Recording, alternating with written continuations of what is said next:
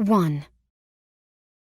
I traced my finger across the cool, smooth headstone, over and over. Shane McGrath Owings. It had been 5 years to the day since I lost my best friend, my only friend.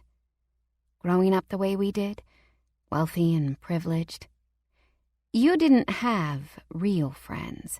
They were business associates, all of them jockeying for position in the elite Hollywood crowd. Even when we were in high school, especially high school.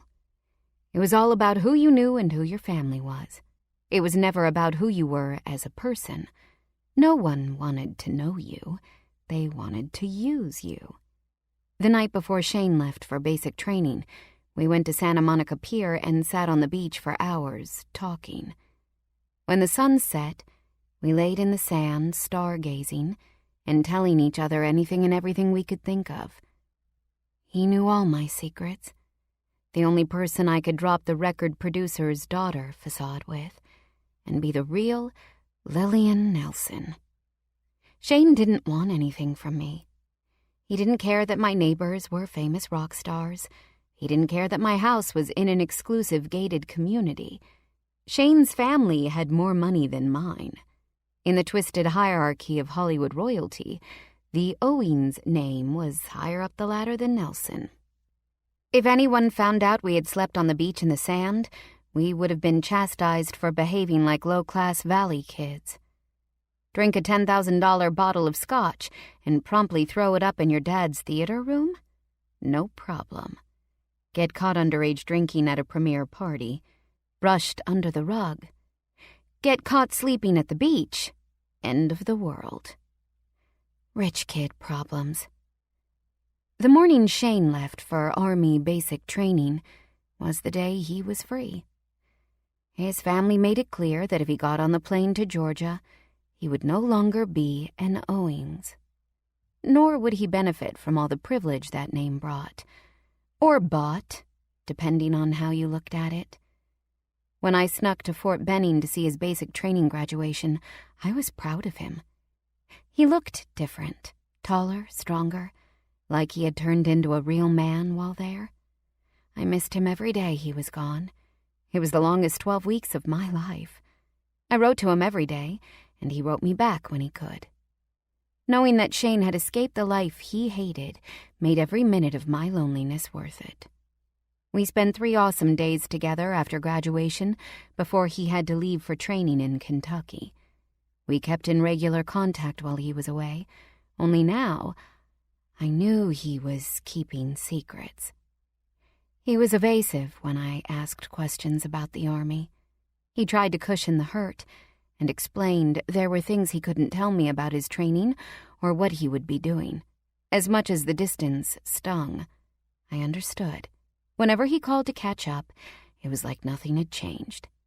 I filled him in on the latest pretentious Hollywood gossip, and he told me what he could about the guys in his unit. I was so jealous. He was living his life and doing what he wanted to do. He spent time in Kentucky, went for training in Texas, and then back to Georgia. Meanwhile, I stayed in California doing everything my father told me to do. After a while, his calls started coming less and less, and the time it took to return my calls grew longer and longer.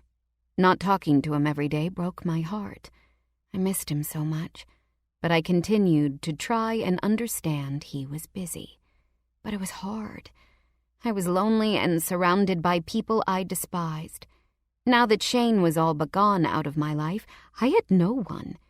It had been months since I had heard from Shane when he called to tell me he had 5 days of leave and wanted me to come visit him in Georgia.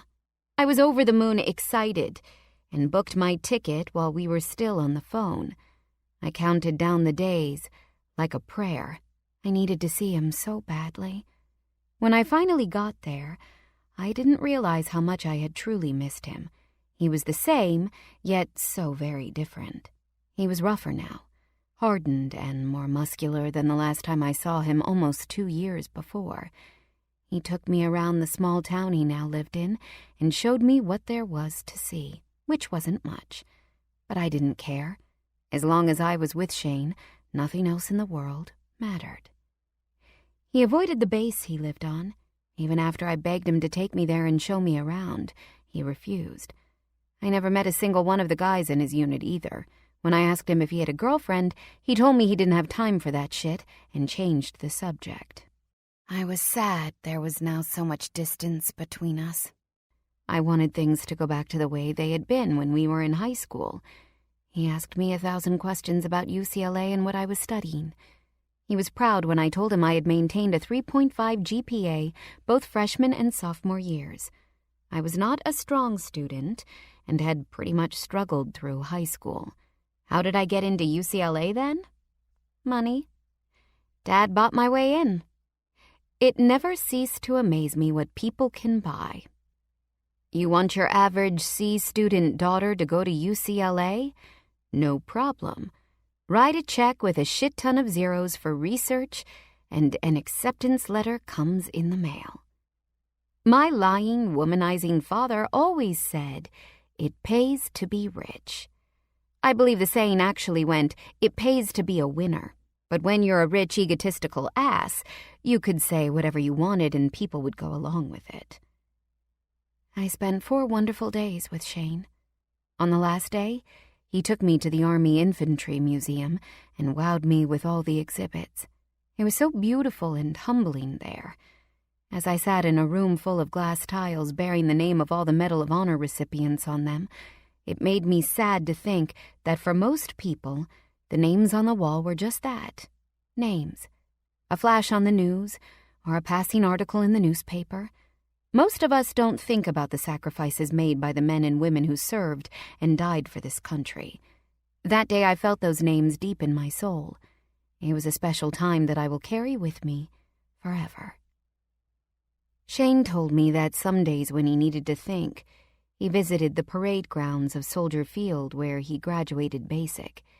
He said it was his favorite place in Georgia. He didn't feel lonely when he was there. He explained how the field was made up of sacred soil, taken from all major battlefields his brothers and sisters in arms had fought on. It truly was a beautiful place, full of rich history and meaning.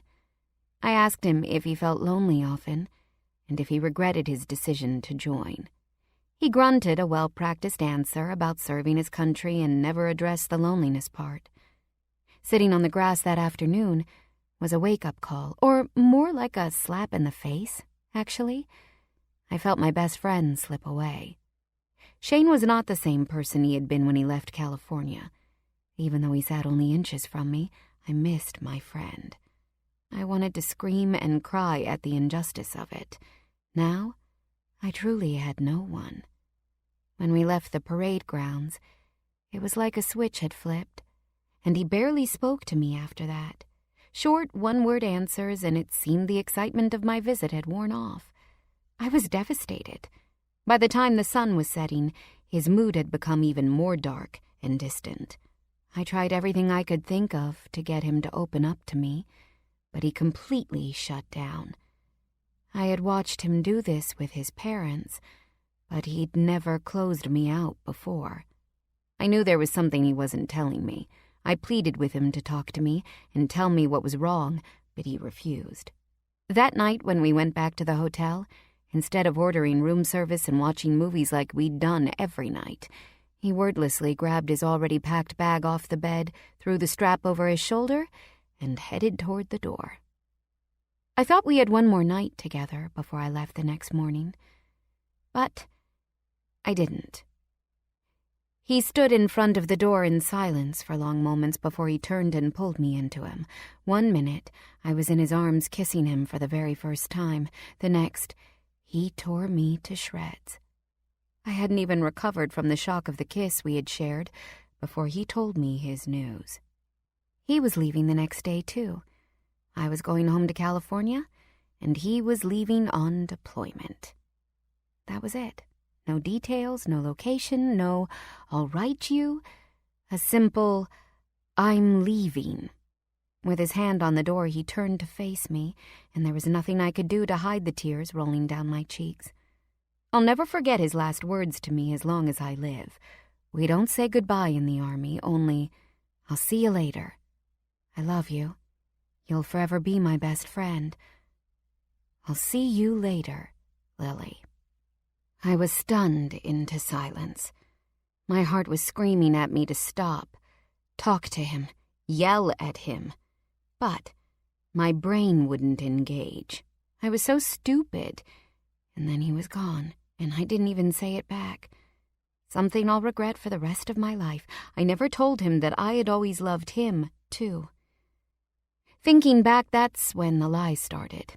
Without Shane around, I had no one. I was surrounded by fake people only pretending to like me. I had no choice but to slip into the role my father demanded I play. That was another lie. I had a choice. I could have done what Shane had done and said, "Fuck it all," and ran away. Only I wasn't as strong as him. Especially without him by my side telling me I could be brave. I tried to fight it at first, but once Shane was gone forever, I gave up. I became exactly what Shane and I had always despised. A fake rich bitch who took her daddy's money. It was pathetic, really. If Shane were here, he'd hate who I'd become. I miss you, Shane. Not a day goes by I don't think of you. I wiped the tears from my eyes and continued to trace over the smooth letters of his name. He died 2 months into his deployment, and in those 2 months, I wrote countless letters. I poured my heart and soul onto the paper, but the letters remained unsent. They sat in my desk, a constant reminder that Shane was lost to me. I wish you were still here. I need you so bad right now. Dad is pushing me to marry Lucas. The prenup has been drawn up. Everyone seems to be happy with it. But I don't love him. Remember when we were kids, and we told each other what type of person we were going to marry? I don't think executive producer was on my list. I don't want this, Shane. I don't want to marry a man because it's good for business. I want someone to love me, the real me, the me I was when I was with you. I looked around the cemetery and sighed. Damn, I missed Shane. It was a beautiful Southern California day. On a day like today, Shane and I would have taken a drive up the coast to get out of the busy city. No doubt we would have ended up in Monterey. We always did. We both loved to sit on the pier and watch the seals. Someone setting flowers on a headstone pulled me from my memory, reminding me I wasn't getting ready for a scenic coastal drive with Shane. I'd never have that again. This was all I had left of him. A sad cemetery plot I visited once a year on the anniversary of his death. There were a few people milling about visiting their loved ones. A man sat on a bench not too far from where I was sitting on the grass, talking to Shane. His ball cap was pulled low, and his face was buried in his hands, obstructing his features. Poor guy looked distraught. I would bet that's what I looked like the first few years I came here, when I was still too afraid to sit on the ground and touch Shane's gravestone. You know, I might have mentioned this before, but I really hate your dad. I still cannot believe he had you buried in your family's plot instead of the National Cemetery. It really burns my ass he refused all military honors at your funeral. What a piece of shit. You deserved that. I miss you so much, but I am damn proud of you. I am proud of your service and your sacrifice. I pulled in a deep breath. I love you, Shane. Forever. I'll see you later.